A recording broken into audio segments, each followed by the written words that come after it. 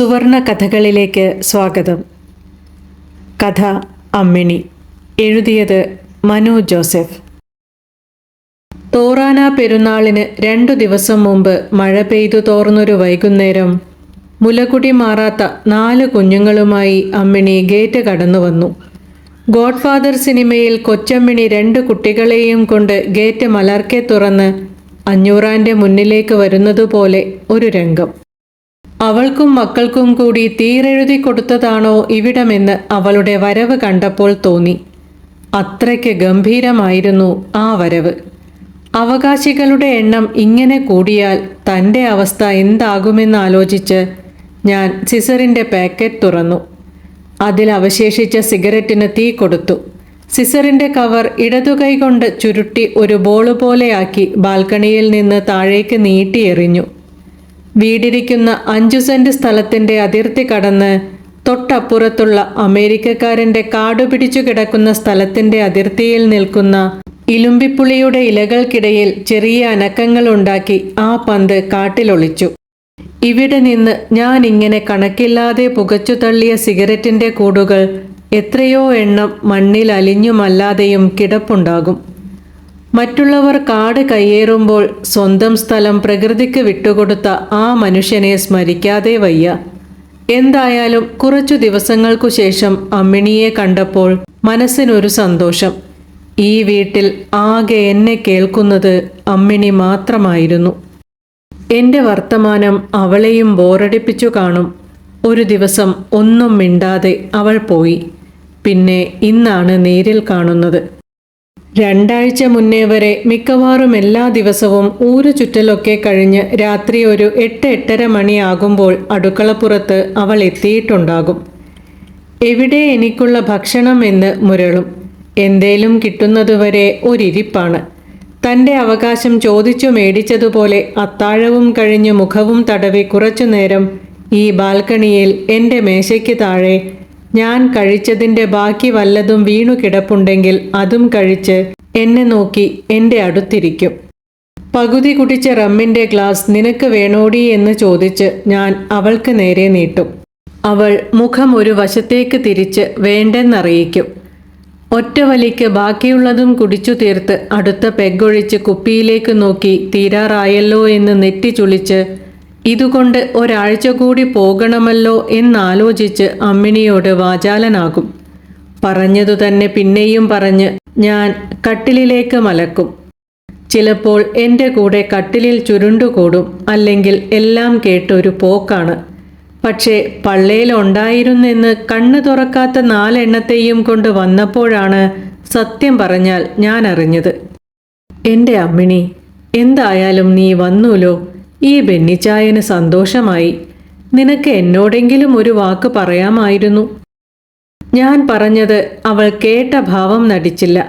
കട്ടിലിനു താഴെ സ്ഥിരമായി ചുരുണ്ടുകൂടുന്നിടത്ത് നീണ്ടു നിവർന്നങ്ങനെ കിടന്ന് കുഞ്ഞുങ്ങൾക്ക് മുല കൊടുക്കുന്ന തിരക്കിലായിരുന്നു അവൾ അപ്പോൾ. വലിച്ചുകൊണ്ടിരുന്ന സിഗരറ്റ് കുത്തിക്കെടുത്തി വിരലുകൊണ്ട് ദൂരേക്ക് ഞൊട്ടിയെറിഞ്ഞ് ഞാൻ അമ്മിണിയെ നോക്കി. എൻ്റെ നോട്ടത്തിൽ അവൾ ഒന്ന് ചൂളി. പിന്നെ 1-2 മുരണ്ടു. ഈ പാവം മൃഗത്തെയെങ്കിലും വെറുതെ വിടടാ മനുഷ്യമൃഗമേ എന്നാവും ആ മുരളലിൻ്റെ അർത്ഥമെന്ന് എനിക്ക് തോന്നി. അമ്മിണിയെ നോക്കാതെ ഞാൻ ബാൽക്കണിക്ക് അഭിമുഖമായി നിന്ന് പുറത്തേക്ക് നോക്കി. ആകാശം അടുത്ത മഴക്കുള്ള കോപ്പ് കൂട്ടുന്നുണ്ട്. കുടുംബജീവിതത്തിലെ സങ്കീർണതകളെക്കുറിച്ച് ഒരു ക്ലാസ് അമ്മിണിക്ക് കൊടുക്കണമെന്ന് തീരുമാനിച്ചുകൊണ്ട് ഞാൻ പറഞ്ഞു, എടി അമ്മിണി, നിനക്കറിയാമോ ഈ കുടുംബം, കുട്ടികൾ എന്നൊക്കെ പറയുന്നത് ഒരു ഭാഗ്യമാ. പക്ഷേ എല്ലാവർക്കും അത് കിട്ടില്ല. എന്തൊക്കെ ഉണ്ടായാലും സമാധാനമില്ലെങ്കിൽ എല്ലാം തീർന്നു. അല്ലേ? ഇതെല്ലാം നിന്നോട് പറഞ്ഞിട്ട് എന്താ കാര്യം? ഞങ്ങൾ ആണുങ്ങളുടെ വിഷമം നിന്നോട് പറഞ്ഞാൽ മനസ്സിലാകുമോ? നിന്റെ പിള്ളാരുടെ അച്ഛൻ വരട്ടെ, ഞാൻ അവനോട് പറഞ്ഞോളാം. പാല് കുടിച്ച് കുഞ്ഞുങ്ങളൊന്ന് മയങ്ങിയപ്പോൾ അമ്മിണി എഴുന്നേറ്റ് ബാൽക്കണിയിലേക്ക് വന്നു. വാലുകൊണ്ട് എൻ്റെ കാലിലൊന്നുരസി. ഒന്ന് നിർത്തടേ നിന്റെ പഴംപുരാണം എന്നഭ്യർത്ഥിച്ചു. അല്ലേലും നിങ്ങൾ ആണുങ്ങൾക്ക് പെണ്ണുങ്ങളെപ്പറ്റി എന്തറിയാം? ഈ കുഞ്ഞുങ്ങളെ വയറ്റിൽ ചുമക്കുക എന്നത് ചെറിയ കാര്യമൊന്നുമല്ല. നിന്റെ പെണ്ണും പിള്ള ഗ്രേസി 2 പിള്ളാരെ പള്ളേൽ ചുമന്നത് മറക്കരുത്. ബാൽക്കണിയുടെ പാരപ്പെട്ടിലേക്ക് ചാടിക്കയറി ദേഷ്യത്തോടെ അമ്മിണി മുരണ്ടു. എൻ്റെ അമ്മിണി, നീ താഴെ ഇറങ്ങിക്കേ, ആ പിള്ളേരെ അനാഥരാക്കരുത്. നീയെങ്ങാനും താഴെ വീണ് ചത്താൽ അതുങ്ങൾ ഇവിടെ കിടന്ന് പഷ്ണിച്ച് ചാവും. എനിക്കതൊന്നും കാണാൻ മേല, പറഞ്ഞേക്കാം. എടോ ബെന്നി, ഞങ്ങൾ ഇനി 10 നിലയുടെ മോളീന്ന് വീണാലും 4 കാലയിൽ തന്നെ നിൽക്കും. കാണണോ? വേണ്ടായേ, ഞാൻ പറഞ്ഞെന്നേ ഉള്ളൂ. അല്ലേലും നിങ്ങളുടെ ലൈഫാ ലൈഫ്. ഒരു തരത്തിലുമുള്ള ബന്ധനമില്ലാതെ ഇങ്ങനെ സ്വാതന്ത്ര്യത്തോടെ എവിടെയും നടക്കാൻ കഴിയുന്ന വേറൊരു ജീവിയുണ്ടോ? മനുഷ്യന് ബന്ധങ്ങളുടെ ബന്ധനം, മറ്റുള്ളവർക്ക് കൂടിൻ്റെയോ തൊടലിൻ്റെയോ ബന്ധനം. എൻ്റെ ജീവിതത്തിൽ ഇതുവരെ തൊടലിലോ കൂട്ടിലോ കിടക്കുന്ന ഒരു പൂച്ചയെ ഞാൻ കണ്ടിട്ടില്ല. ബെന്നി മേശയുടെ ഡ്രോവർ തുറന്ന് പുതിയൊരു പാക്കറ്റ് സിഗരറ്റ് കൂടി എടുത്തു. അമ്മിണി അപ്പോഴേക്കും പാരപ്പെറ്റിൽ കൂടുതൽ സുരക്ഷിതമായി ചുരുണ്ടുകൂടിയിരുന്നു. ബെന്നി ഒരു സിഗരറ്റ് എടുത്ത് തീ കൊളുത്തി ലൈറ്ററും സിഗരറ്റ് പാക്കറ്റും മേശപ്പുറത്ത് വെച്ചു. ബെന്നിച്ചോ, നിങ്ങളുടെ വലിയും കുടിയും ഇപ്പോൾ ഇച്ചിരി കൂടുതലാ കേട്ടോ. വല്ല അറ്റാക്കും വന്ന് തീരും. ഞാൻ പറഞ്ഞില്ലെന്ന് വേണ്ട. ബെന്നിക്ക് ചിരി വന്നു. ചിരിയും പുകയും ഒരുമിച്ചായപ്പോൾ ബെന്നി ചുമച്ചു. ചുമച്ച് കണ്ണ് നിറഞ്ഞു. തൊണ്ട കാർക്കിച്ച് പുറത്തേക്ക് നീട്ടിത്തുപ്പി. ചുമ ഒന്നടങ്ങിയപ്പോൾ ജഗ്ഗിൽ നിന്ന് ഒരു കവിൾ വെള്ളം കുടിച്ചിറക്കി. കണ്ണ് തുടച്ചുകൊണ്ട് ബെന്നി പറഞ്ഞു, ഞാൻ ചത്താൽ ആർക്കാ നഷ്ടം? ലാഭം മാത്രമല്ലേ ഉള്ളൂ. എൻ്റെ ചുമയുടെ കാഠിന്യം കൊണ്ടാകും അമ്മിണിയുടെ കണ്ണ് തുറക്കാത്ത കുഞ്ഞുങ്ങൾ അവളെ തപ്പിക്കരഞ്ഞു.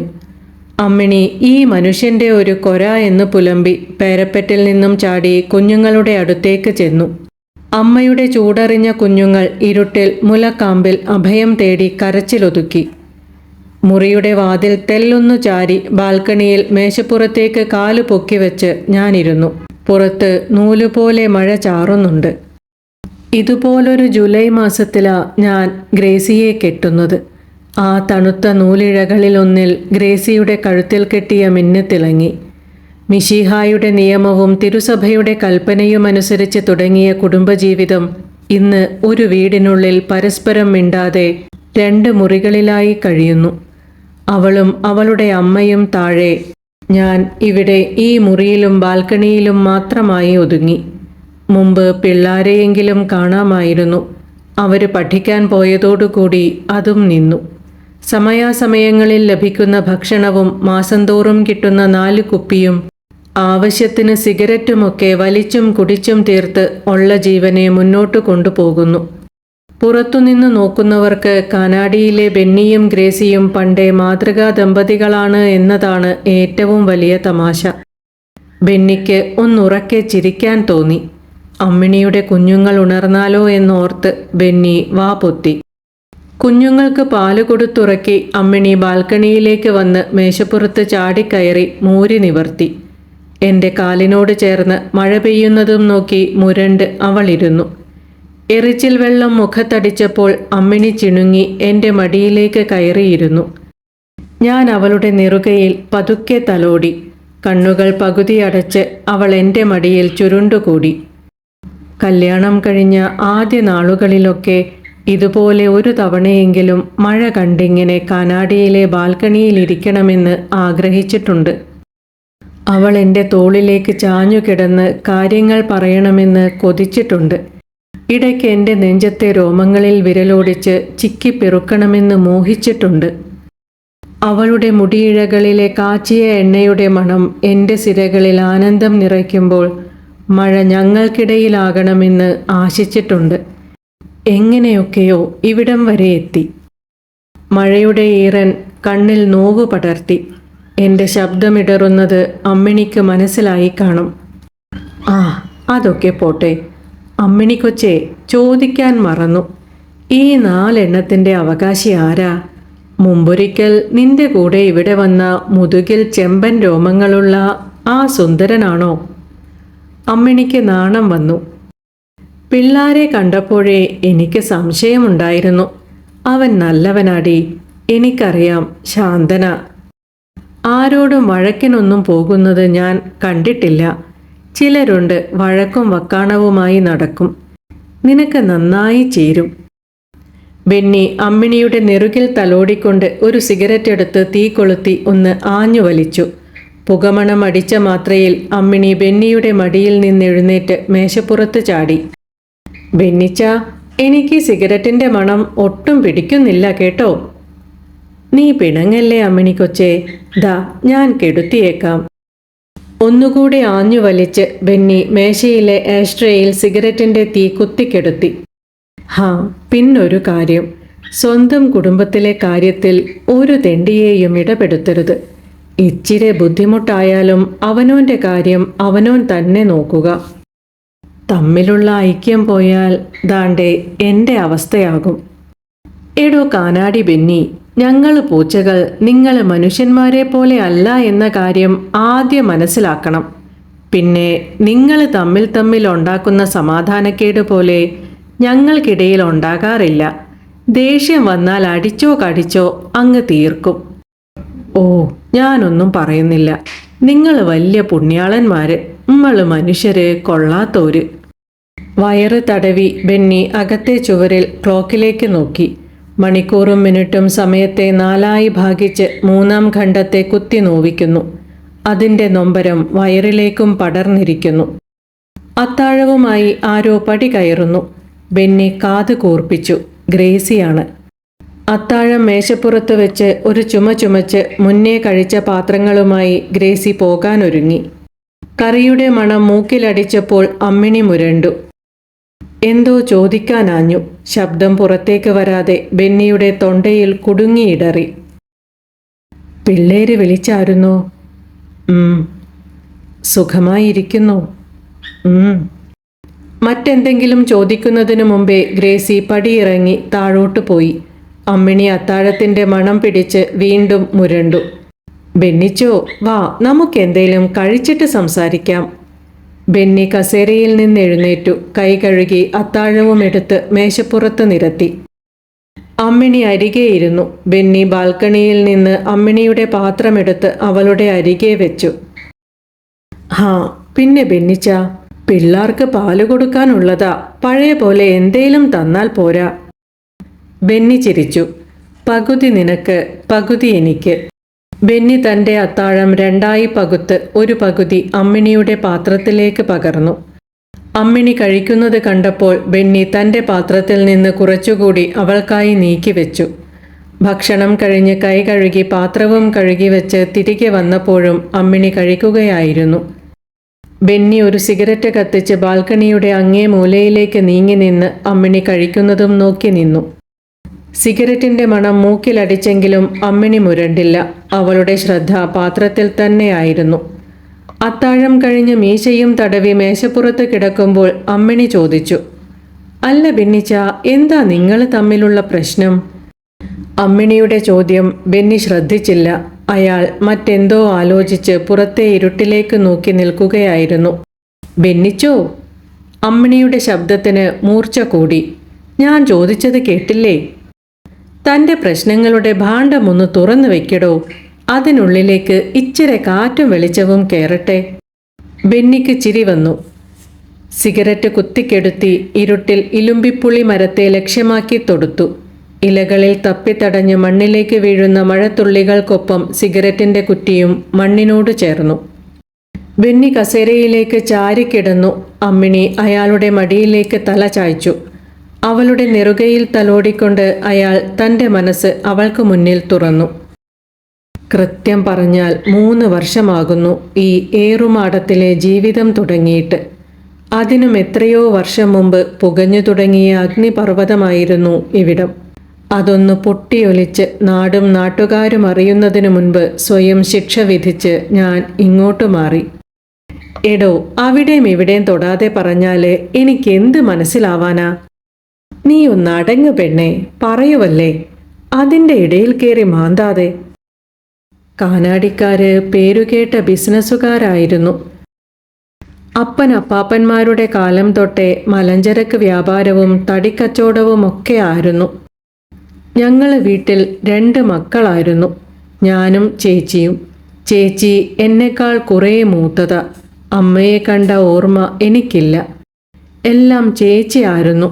ചേച്ചിയുടെ കല്യാണം കഴിഞ്ഞതോടുകൂടി ശരിക്കും ഒറ്റപ്പെട്ടു പോയത് ഞാനാ. എന്നാലും എത്ര തിരക്കുണ്ടായാലും എൻ്റെ എല്ലാ കാര്യങ്ങളിലും അപ്പനൊരു ശ്രദ്ധ ഉണ്ടായിരുന്നു. എന്നോട് ബിസിനസ് ചെയ്യണമെന്ന് അപ്പൻ ഒരിക്കൽ പോലും പറഞ്ഞിട്ടില്ല. പക്ഷേ ഡിഗ്രിയൊക്കെ കഴിഞ്ഞപ്പോൾ പതുക്കെ ഞാനും അപ്പൻ്റെ കൂടെ കൂടി. പുറത്ത് പറഞ്ഞില്ലെങ്കിലും പുള്ളിക്കും അതൊരു ആശ്വാസമായിരുന്നു. അങ്ങനെ പോകുന്നതിനിടയിലാണ് കല്യാണം. ഗ്രേസി നഴ്സിംഗ് ഒക്കെ കഴിഞ്ഞ് ഇവിടെ തന്നെ ഒരു ഹോസ്പിറ്റലിൽ ജോലി ചെയ്യുന്ന സമയത്താണ് അപ്പൻ ഗ്രേസിയെ കണ്ടത്. അവളെ അപ്പന് നന്നേ ബോധിച്ചു. പറഞ്ഞു വന്നപ്പോൾ ഗ്രേസിയുടെ അപ്പനും എൻ്റെ അപ്പനും പഴയ പങ്കു കച്ചവടക്കാർ. അപ്പൻ എൻ്റെ കാര്യം എടുത്തിട്ടപ്പോൾ അവളുടെ അപ്പന് പരിപൂർണ സമ്മതം. ഒരു പെണ്ണ് കാണൽ പോലുമില്ലാതെ, ഞങ്ങളോടൊന്ന് ചോദിക്കുക പോലും ചെയ്യാതെ ഞങ്ങളുടെ കല്യാണം വീട്ടുകാർ തമ്മിൽ തീരുമാനിച്ചു. സത്യം പറഞ്ഞാൽ ഒത്തു കല്യാണത്തിനാണ് ഗ്രേസിയെ നന്നായിട്ട് കാണുന്നത് പോലും. അതുകൊണ്ട് തന്നെ കാനാഡിയിലെ ബെന്നിയെ വിവാഹം ചെയ്യാൻ സമ്മതമാണോ എന്ന് അച്ഛൻ ചോദിച്ചപ്പോൾ അവൾ പറഞ്ഞ സമ്മതം വീട്ടുകാരുടെ സമ്മതമായിരുന്നിരിക്കണം. ഓ പിന്നെ അതെങ്ങനെ പറയാൻ പറ്റും? അമ്മിണി ഇടക്കു കയറി. കാണാൻ സുന്ദരൻ, പേരുകേട്ട കുടുംബം, ആവശ്യത്തിന് സ്വത്ത്, അങ്ങനെ ഒരാളെ ഗ്രേസി വേണ്ടെന്ന് വെക്കുമോ? അതെനിക്കറിയില്ല. പക്ഷേ അവൾക്കും കാണില്ലേ ആഗ്രഹങ്ങൾ? നഴ്സിംഗ് ഒക്കെ പഠിച്ച ഒരാൾ നാട്ടിൽ തന്നെയുള്ള ഒരാളെ വിവാഹം കഴിച്ച് കൂടണമെങ്കിൽ 2 കാരണമേ ഉള്ളൂ. 1 നിവൃത്തികേട്, 2 വീട്ടുകാരുടെ നിർബന്ധം. കാരണം എന്തായാലും കല്യാണം നടന്നു. പെണ്ണും ചെറുക്കനും ഒരേ നാട്ടുകാരായതുകൊണ്ട് കാനാഡിയിലെ ബെന്നിയുടെയും ഗ്രേസിയുടെയും കല്യാണം നാട് ആഘോഷിച്ചു. നിനക്കറിയാവോ, ഈ നാട്ടുകാരാദ്യമായി ബിരിയാണി കഴിച്ചത് ഞങ്ങളുടെ കല്യാണത്തിനാ. ഇലയിട്ട് സൈഡിൽ അച്ചാറും ചള്ളാസും മാത്രം വിളമ്പിയപ്പോൾ നാട്ടുകാർക്ക് അത്ഭുതം. പിന്നാലെ കോപ്പയിൽ നിറയെ നല്ല മണമുള്ള ചോറ് കൊണ്ടുവന്ന ഇലയിലേക്ക് ഒറ്റക്കമത്ത്. ഇതെന്നതാ സംഭവമെന്ന് ആളുകൾ വാ പൊളിച്ച് നിൽക്കുമ്പോൾ അതിനിടയിൽ ഒരുത്തൻ വിളിച്ചു പറയുക, ചോറിൻ്റെ അടിയിൽ മുട്ടയും കോഴിയും ഒളിപ്പിച്ച് വച്ചിട്ടുണ്ടെന്ന്. എന്തായാലും സംഗതി നാട് മുഴുവൻ അറിഞ്ഞു. കൈ കഴുകിയാലും മാറാതെ നിൽക്കുന്ന ബിരിയാണിയുടെ മണമായിരുന്നു അടുത്ത ചർച്ച. ബെന്നി കണ്ണടച്ച് ഒരു ദീർഘനിശ്വാസമെടുത്തു. മഴയുടെ തണുപ്പിൽ മൂക്കിലേക്ക് ഇരച്ചു കയറിയ വായുവിൽ അന്ന് വിളമ്പിയ ബിരിയാണിയുടെ മണവുമുണ്ടായിരുന്നു. എന്നിട്ട് ബാക്കി പറ. ആദ്യ നാളുകളല്ലേ സന്തോഷവും സമാധാനവും നിറഞ്ഞതെന്ന് ഞാൻ കരുതിയ കുടുംബജീവിതം മുന്നോട്ടു പോയി. കാനാഡിയിലെ മുറ്റത്ത് പുതിയ തലമുറയുടെ കളിയും ചിരിയും ബഹളവും എല്ലാം കൂടി ഒരു ഉത്സവമേളം തന്നെയായിരുന്നു. പിള്ളേരൊക്കെ ആയപ്പോൾ ഗ്രേസി ഹോസ്പിറ്റലിലെ ജോലി നിർത്തി വീട്ടിൽ തന്നെ കൂടി. വിൻസെൻറ്റും വിവയും. അപ്പനാ 2 പേർക്കും പേര് വെച്ചത്. അപ്പൻ പതുക്കെ ബിസിനസ്സൊക്കെ എന്നെ ഏൽപ്പിച്ചു. പ്രായമായില്ലേ, മടുത്തു തുടങ്ങിക്കാണും. വീടും പറമ്പും കൃഷിയുമൊക്കെയായി വീട്ടിൽ കൂടി. പിന്നെ പിള്ളാരുമുണ്ടല്ലോ എന്നുവച്ച് ബിസിനസ് ഒന്നും നോക്കുന്നില്ല എന്നല്ല കേട്ടോ. എന്നെ ഏൽപ്പിച്ചെങ്കിലും എല്ലാ കാര്യത്തിലും അപ്പനൊരു ശ്രദ്ധ ഉണ്ടായിരുന്നു.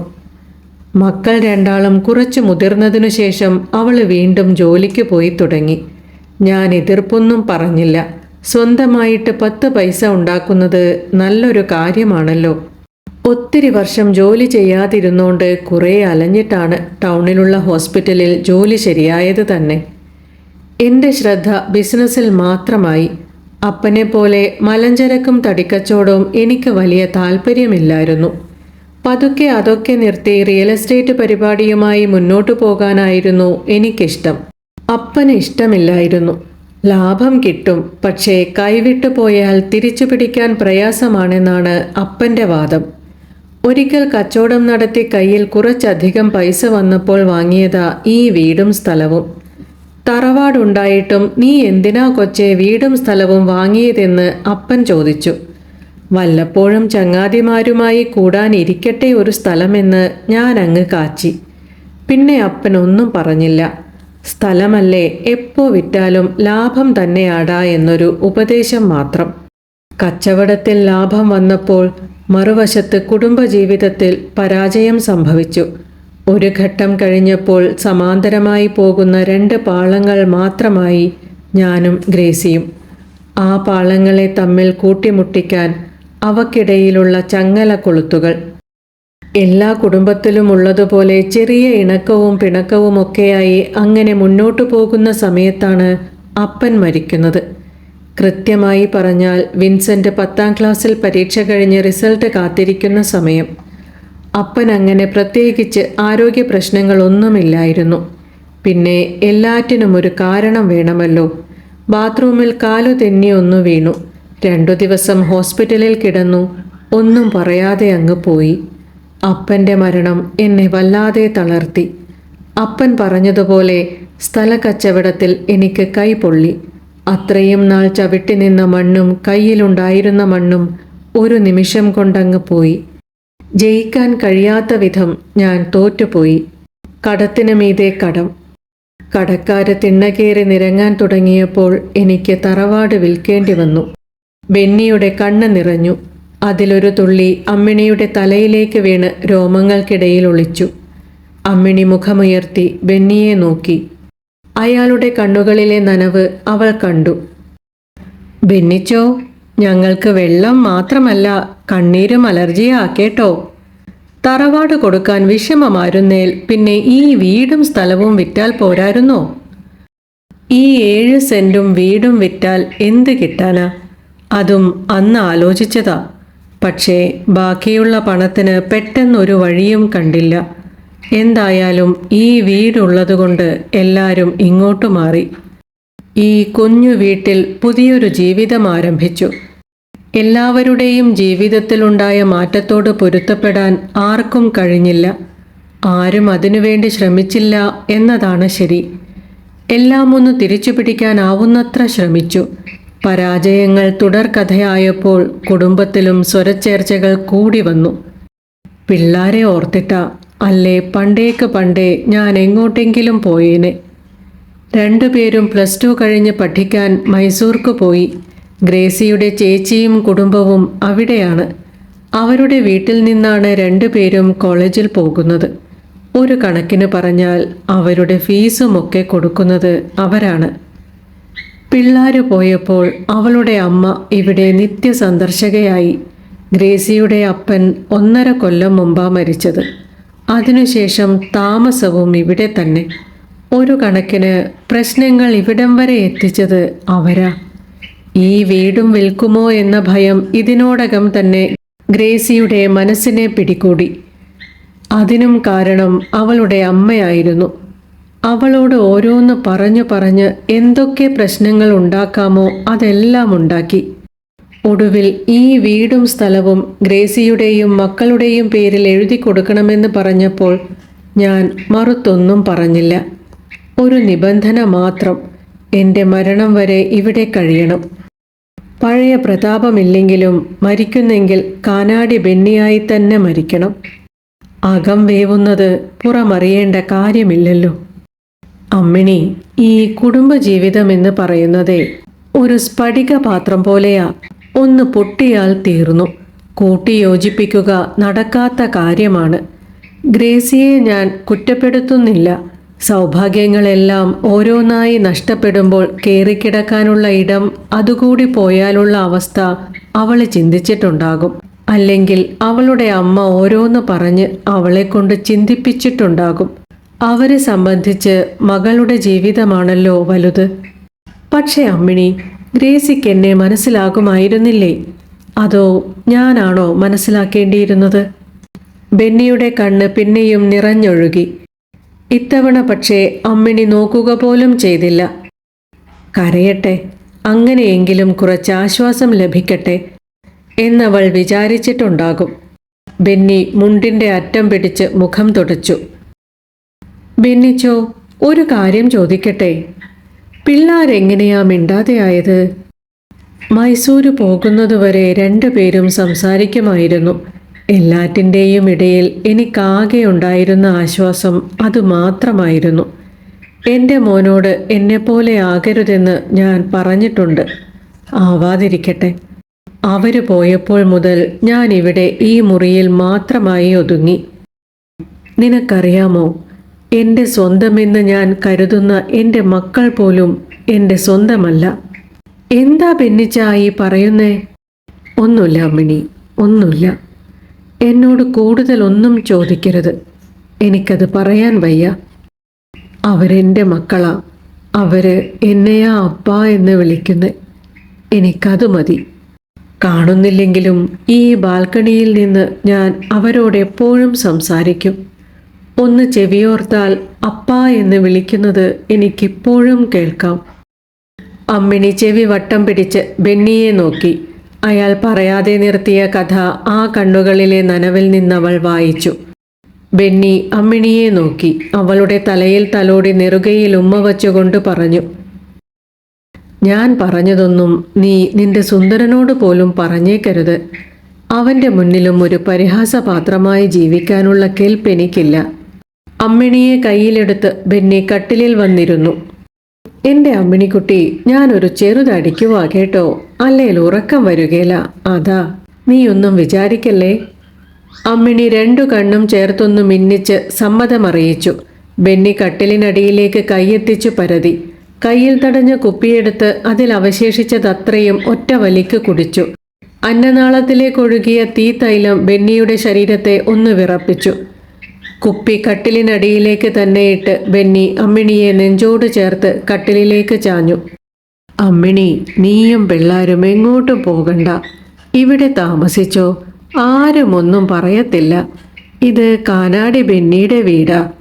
ഇനി അഥവാ ആരേലും എന്തേലും കൊനഷ്ട പറഞ്ഞൊന്ന് ബെന്നി അറിഞ്ഞാൽ നിനക്കും മക്കൾക്കും കൂടി അവകാശപ്പെട്ടതാ ഇതെന്ന് ഒരു വിൽപത്രം കൂടി ഞാനങ്ങെഴുതും. മനസ്സിലായോ? ബെന്നിയുടെ നാക്ക് കുഴഞ്ഞു, കണ്ണുകൾ അടഞ്ഞു. എന്തൊക്കെയോ പുലമ്പി അയാൾ ഉറങ്ങി. അമ്മിണിയുടെ കുഞ്ഞുങ്ങൾ കരയുന്നത് കേട്ടാണ് ബെന്നി കണ്ണ് തുറന്നത്. ഇവളിതെവിടെ പോയി എന്നാലോചിച്ച് കട്ടിലിൽ നിന്ന് എഴുന്നേറ്റു. അഴിഞ്ഞ മുണ്ട് വലിച്ചുടുത്ത് ബെന്നി ബാൽക്കണിയിലേക്ക് ചെന്നു. പാരപ്പറ്റിന്റെ മുകളിൽ മഴ തോർന്നൊരു പ്രഭാതത്തെ നോക്കി അവൾ ഇരിപ്പുണ്ട്. അമ്മിണി, നീ ആ പിള്ളാര് കരയുന്നത് കേൾക്കുന്നില്ലേ? അമ്മിണി ബെന്നിയെ ഒന്ന് നോക്കിയിട്ട് പുറത്തേക്ക് തന്നെ നോക്കിയിരുന്നു. അകത്ത് കുഞ്ഞുങ്ങൾ കരച്ചിലടക്കുന്നില്ലെന്ന് കണ്ട ബെന്നിക്ക് ദേഷ്യം വന്നു. എടീ, അവർക്ക് വിശന്നിട്ടാകും. നീ ഇങ്ങനെ ഇരിക്കാതെ ഒന്ന് അങ്ങോട്ട് ചെന്നേ. ഈ മനുഷ്യന്റെ കാര്യം. അമ്മിണി പിറുപിറുത്തുകൊണ്ട് പാരപ്പറ്റിൽ നിന്ന് ചാടി അകത്തേക്ക് പോയി. കുട്ടികൾ കരച്ചിൽ നിർത്തിയപ്പോൾ ബെന്നി കസേരയിലിരുന്ന് കാല് മേശപ്പുറത്തേക്ക് ഉയർത്തി വെച്ചു. ഡ്രോയറിൽ നിന്നൊരു സിഗരറ്റ് എടുത്ത് തീ കൊളുത്തി പുറത്തേക്ക് നോക്കിയിരുന്നു. നനഞ്ഞു നിൽക്കുന്ന പെണ്ണുപോലെയാണ് രാത്രി മഴ കഴിഞ്ഞുണരുന്ന ഓരോ പകലും. അത്ര ഭംഗിയുള്ള മറ്റൊരു കാഴ്ചയുണ്ടോ? അറിയില്ല.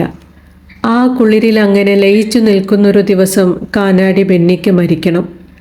അടക്ക് കഴിയും വരെ മഴ പെയ്യണം. ഇതുപോലൊരു നശിച്ച മഴ ഈ അടുത്ത കാലത്തുണ്ടായിട്ടില്ലെന്ന് ആളുകൾ പറയണം. ജീവിതം കൈവിട്ടു പോയവൻ്റെ മരണം ഇതിലും നന്നായി എങ്ങനെ ആഘോഷിക്കും? മഴ നനഞ്ഞ് അപ്പൻ്റെ അടുത്ത് സമാധാനത്തോടെ ഉറങ്ങുന്ന നാളുകൾ സ്വപ്നം കാണാൻ തുടങ്ങിയിട്ട് നാളേറെയായി. കുഞ്ഞുങ്ങളുടെ കരച്ചിലടങ്ങിയപ്പോൾ അമ്മിണി ബാൽക്കണിയിലേക്ക് വന്ന് മേശപ്പുറത്തേക്ക് ചാടിക്കയറി. അമ്മിണിയെ കണ്ടപ്പോൾ ബെന്നി സിഗരറ്റ് കുത്തിക്കെടുത്തി. അമ്മിണിയുടെ പിള്ളേർക്ക് പേരിടണം. വിൻസെന്റ്, വിവ, വില്യം, വിൽഫ്രഡ്. ഒന്നുമില്ലേലും വിൻസെന്റ് എന്നും വിവേന്നും വിളിച്ച് എനിക്ക് അവരോട് സംസാരിക്കാമല്ലോ. സ്നേഹിക്കുകയും ലാളിക്കുകയും ചെയ്യാമല്ലോ. ഷേഡിന്റെ മുകളിൽ ആരുടെയോ തലവെട്ടം കണ്ട് അമ്മിണി തല ഉയർത്തി. മുതുകിൽ ചെമ്പൻ രോമങ്ങളുള്ള ആ സുന്ദരൻ തന്നെ. അമ്മിണി ബാൽക്കണിയിൽ നിന്നും ഷേഡിലേക്ക് ചാടി. അവർ ചുംബിച്ചു. എന്നാലും നിങ്ങൾ ഇന്നലെ ഇങ്ങോട്ട് വന്നില്ലല്ലോ. എന്നെയും പിള്ളാരെയും പറ്റി വല്ല ചിന്തയുമുണ്ടോ? അല്ലേലും നിങ്ങൾ ആണുങ്ങളെല്ലാം ഒരുപോലെയാ എന്നവൾ പരിഭവം പറഞ്ഞു. അവൻ എന്തോ പറഞ്ഞ് അമ്മിണിയെ മയക്കിയെന്ന് ബെന്നിക്ക് തോന്നി. എന്തായാലും കുറച്ചു നേരത്തെ സംസാരത്തിനു ശേഷം രണ്ടുപേരും ബാൽക്കണിയിലേക്ക് കയറി. മേശപ്പുറത്ത് നിന്നുകൊണ്ട് അവൻ എന്നെ നോക്കി. ആ നോട്ടത്തിലൊരു പന്തികേട്. ഇനി ഞാൻ അമ്മിണിയുടെയും പിള്ളാരുടെയും കാര്യത്തിൽ അമിത സ്വാതന്ത്ര്യം കാണിക്കുന്നുണ്ടെന്ന് അവന് തോന്നിക്കാണുമോ? അമ്മിണി വേഗം വിഷയം മാറ്റി. ദാണ്ടേ, ഈ ബെന്നിച്ചേട്ടൻ നമുക്കൂടെ ഇവിടെ ഒരു ഭാഗം തരാമെന്ന് പറഞ്ഞിട്ടുണ്ട് കേട്ടോ. അവളുടെ സുന്ദരൻ അതൊന്നും ശ്രദ്ധിച്ചില്ല. അവൻ്റെ മനസ്സിൽ എന്താണാവോ? അവൻ അവളെ ചുംബിച്ചപ്പോൾ അവളുടെ ദേഹത്ത് എൻ്റെ വിയർപ്പിൻ്റെ മണമുണ്ടായിരുന്നിരിക്കുമോ? ഒന്നുമില്ലെന്ന് കാണിക്കാൻ ഞാൻ വെറുതെ ചിരിച്ചു. അമ്മിണി, ഒരു കാര്യത്തിലും അമിത പ്രതീക്ഷ വയ്ക്കരുത്. എങ്ങാനും നഷ്ടപ്പെട്ടാൽ അത് താങ്ങാവുന്നതിലും അപ്പുറമായിരിക്കും. പിന്നെ ഈ ബന്ധം എന്നൊക്കെ പറയുന്നത് അവനവൻ്റെ മാതാപിതാക്കൾ ജീവിച്ചിരിക്കുന്ന കാലം വരെയേ ഉള്ളൂ. ഞാൻ പറഞ്ഞത് അവരിരുവരും ശ്രദ്ധിച്ചില്ല. അമ്മിണിയും അവളുടെ സുന്ദരനും മക്കളെ കാണാൻ അകത്തേക്കു കയറി. ഇടയ്ക്കെപ്പോഴോ അവളുടെ സുന്ദരൻ യാത്ര പറഞ്ഞ് ബാൽക്കണിയിൽ നിന്നും താഴെ ഷെഡിലേക്ക് ചാടി മതിലിനു മുകളിലൂടെ അപ്പുറത്ത് അമേരിക്കക്കാരൻ്റെ കാടുപിടിച്ച പറമ്പിലേക്ക് ഇറങ്ങിപ്പോയി. അമ്മിണിയെ, നിന്റെ സുന്ദരൻ എന്നോട് എന്തേലും ദേഷ്യമുണ്ടോടി? എന്നാലും അവൻ എന്നെ ഒന്ന് നോക്കുക പോലും ചെയ്തില്ലല്ലോ. ഇനി അവനെങ്ങാനും വരാതിരിക്കുമോ? എന്റെ ബെന്നിച്ച, നിങ്ങളിതെന്തൊക്കെയാ പറയുന്നേ? അങ്ങേര് വരാതെ എവിടെ പോകാനാ? ഇനി അഥവാ വന്നില്ലേൽ വേണ്ട എന്ന് വെച്ച് ചാവാൻ പറ്റുമോ? ജനിച്ചു പോയില്ലേ, മരിക്കുന്നവരെ ജീവിച്ചല്ലേ പറ്റൂ. അതല്ല അമ്മിണി ഞാൻ പറഞ്ഞത്. പിന്നെ? അവനുള്ളതല്ലേ നിങ്ങൾക്ക് നല്ലത്? നല്ലതൊക്കെയാണ്, പക്ഷേ എപ്പോഴും കൂടെ വേണമെന്ന് നിർബന്ധം പിടിക്കാൻ പറ്റുമോ? മാറ്റങ്ങളെ ഉൾക്കൊള്ളാൻ നമുക്ക് കഴിയണ്ടേ? ബെന്നി മറുപടി പറഞ്ഞില്ല. അയാൾ പുറത്തേക്കു തന്നെ നോക്കിയിരുന്നു. രാത്രി മഴകൾ പിന്നെയും പലത് പെയ്തു. വിൻസെന്റും വിവയും വില്യമും വിൽഫ്രെഡും ബെന്നിയുടെ കൺമുന്നിൽ വളർന്നു. അയാൾ അവരെ ലാളിച്ചു, സ്നേഹിച്ചു, ഉപദേശങ്ങൾ നൽകി. ഒരുമിച്ചൊരു കിടക്കയിൽ അവർ 6 പേരും പരസ്പരം പുണർന്നു കിടന്നു.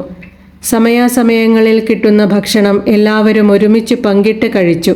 ബെന്നിയിലെ മരിച്ച മനുഷ്യന് ജീവൻ വെച്ചു തുടങ്ങി. പകലൊടുങ്ങിയ ഒരു സന്ധ്യയിൽ കരഞ്ഞു നിലവിളിച്ച് അമ്മിണി മുറിയിലേക്ക് കയറി വന്നു. വില്യമും വിൽഫ്രെഡും എവിടെയെന്ന് തിരക്കിയെങ്കിലും അവൾ ഒന്നും പറഞ്ഞില്ല. അവൾ അലമുറയിട്ട് കരയുകയായിരുന്നു. വിൻസെന്റിനെയും വിവയെയും ചേർത്തു പിടിച്ച് ഞാൻ ചോദിച്ചു, മക്കളെ, നിങ്ങളെങ്കിലും ഒന്ന് പറ, എന്തിയെ എൻ്റെ പിള്ളാര്? അവര് പോയി ബെന്നിച്ച. ഞങ്ങൾ പുറത്ത് റോഡിൽ കളിക്കുകയായിരുന്നു. പെട്ടെന്നൊരു വണ്ടി വന്നു. അവർക്ക് മാറാൻ പറ്റിയില്ല. ബെന്നി അമ്മിണിയെയും പിള്ളാരെയും ചേർത്തു പിടിച്ച് കരഞ്ഞു. അന്ന് ആദ്യമായി അമ്മിണിയുടെ കണ്ണുകൾ നിറഞ്ഞൊഴുകുന്നത് അയാൾ കണ്ടു. അമ്മിണി, ഈ സ്ഥലം ശരിയല്ല. വിൻസെന്റിനും വിവയ്ക്കും താഴെ എനിക്ക് 2 മക്കൾ കൂടി ഉണ്ടായിരുന്നു. വില്യമും വിൽഫ്രെഡും ഇരട്ടകളായിരുന്നു. ഇവിടെ ഈ വീടിൻ്റെ മുന്നിൽ കളിച്ചുകൊണ്ട് നിന്നപ്പോഴാ അവർക്ക് ആക്സിഡന്റ് പറ്റുന്നത്. 1 മാസം വെന്റിലേറ്ററിൽ കിടന്നു. നല്ല ചികിത്സ കൊടുക്കാൻ പറ്റിയില്ല. അതിനുള്ള പൈസ ഇല്ലായിരുന്നു. എല്ലാം ഞാൻ കാരണം. എനിക്ക് ഈ ബന്ധങ്ങളൊന്നും പറഞ്ഞിട്ടുണ്ടാകില്ല. നീ മക്കളെയും കൂട്ടി ഇവിടെ നിന്ന് പൊയ്ക്കോ. എനിക്കാരും വേണ്ട. അമ്മിണി ഒന്നും പറഞ്ഞില്ല. അവൾ 2 ദിവസം ബാൽക്കണിയിൽ തന്നെ കിടന്നു. കിടക്കട്ടെ, അവളുടെ സങ്കടം ആരോട് പറയാനാണ്? ഗ്രേസി ആ സമയത്ത് എങ്ങനെയായിരുന്നുവെന്ന് എനിക്കറിയാമല്ലോ. വിൻസെന്റും വിവയെയും അടുത്തുകൂടാൻ ശ്രമിച്ചെങ്കിലും ഞാൻ അടുപ്പിച്ചില്ല. 2 ദിവസം കഴിഞ്ഞു. വിൻസെന്റിനെയും വിവയെയും എവിടേക്ക് മാറ്റിയെന്ന് അമ്മിണി പറഞ്ഞില്ല. ഏതാണ് ആ സുരക്ഷിത സ്ഥലമെന്ന് ഞാൻ ചോദിച്ചുമില്ല. അടുക്കളപ്പുറത്തെ മതില് ചാടിക്കടന്ന് തൊട്ടപ്പുറത്തുള്ള തോമസ് ചേട്ടൻ്റെ റബ്ബർ തോട്ടത്തിലൂടെ ആരോടൊക്കെയോ പിറുപിറുത്തും മുരണ്ടും തിരിഞ്ഞു നോക്കാതെ അവൾ നടന്നു പോകുന്നത് ബാൽക്കണിയിലിരുന്ന് ഞാൻ കണ്ടു. അമ്മിണി, നിനക്കും കുട്ടികൾക്കും നല്ലതു വരട്ടെ. അടുത്ത ജന്മമെങ്കിലും സ്വാതന്ത്ര്യത്തോടെ ജീവിക്കാൻ ഒരു പൂച്ചയാകണം. ഇവിടെ എനിക്ക് ദുരിതക്കയത്തിൽ താണുപോകാനാണ് വിധി. കാരണം രക്ഷപ്പെടാനാകാത്ത വിധം എൻ്റെ കാലിൽ കെട്ടിയിരിക്കുന്ന ചങ്ങല നീ ഇതുവരെയും ശ്രദ്ധിച്ചിട്ടില്ലല്ലോ. മറ്റൊരു കഥയുമായി വീണ്ടും കാണാം. പ്രതീക്ഷയോടെ. നന്ദി.